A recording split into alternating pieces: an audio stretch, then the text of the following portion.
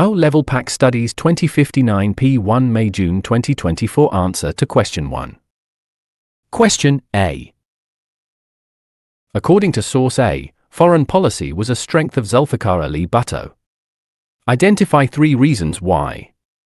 3 marks. Answer.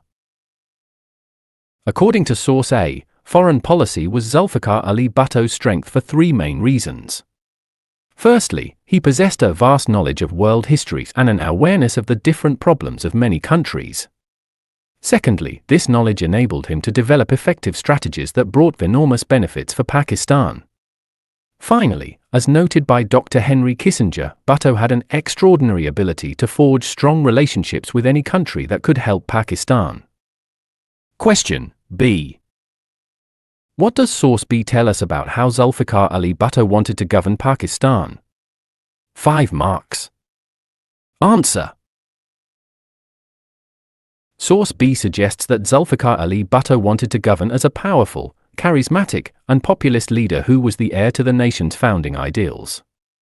The prominent portrait of Pakistan's founder, Muhammad Ali Jinnah, placed directly behind him is highly symbolic. It shows Bhutto presenting himself as Jinnah's rightful successor, a national savior destined to rebuild the country. His passionate expression while speaking to the nation via Radio Pak indicates his intention to use state media to communicate directly with the masses, building a personal connection. This suggests a desire to govern with strong, centralized authority, positioning himself as the sole, decisive leader steering Pakistan through a period of immense crisis. Question C.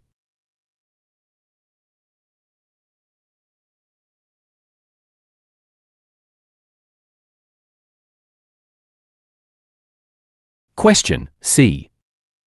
Explain why Zulfikar Ali Bhutto came to power in 1971. 7 marks. Answer. Zulfikar Ali Bhutto's rise to power in December 1971 was a direct consequence of Pakistan's humiliating defeat in the war with India, which resulted in the secession of East Pakistan, now Bangladesh. The military government, led by General Yahya Khan, was completely discredited by the surrender of its forces in Dhaka. This created a massive power vacuum and public outrage, forcing Yahya Khan to resign. Bhutto was the logical successor. His Pakistan People's Party, PPP, had won a landslide victory in the 1970 general elections in West Pakistan, giving him a strong democratic mandate in the remaining country. He was a charismatic and popular civilian leader who was not associated with the military's failure. The disgraced military establishment saw Bhutto as the only figure capable of managing the national crisis, controlling public anger, and restoring a sense of stability. They handed power to him, making him both president and the first civilian chief martial law administrator.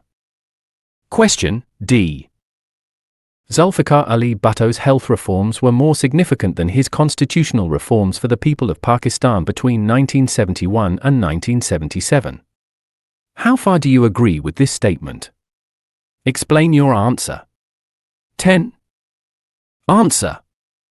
I disagree with the statement to a large extent.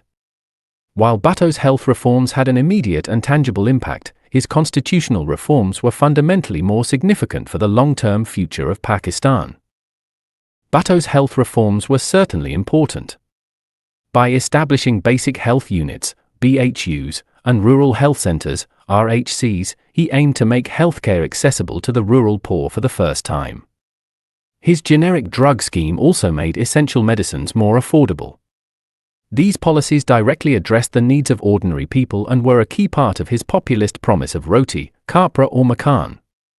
For many impoverished citizens, these changes were highly significant, offering practical benefits they had never had before. However, the 1973 Constitution was a far more profound and enduring achievement. It was a consensus document, unanimously approved by all political parties, which gave Pakistan a stable federal parliamentary framework after years of instability. It established fundamental rights for all citizens, outlined the balance of power between the federation and the provinces, and remains the supreme law of the country to this day.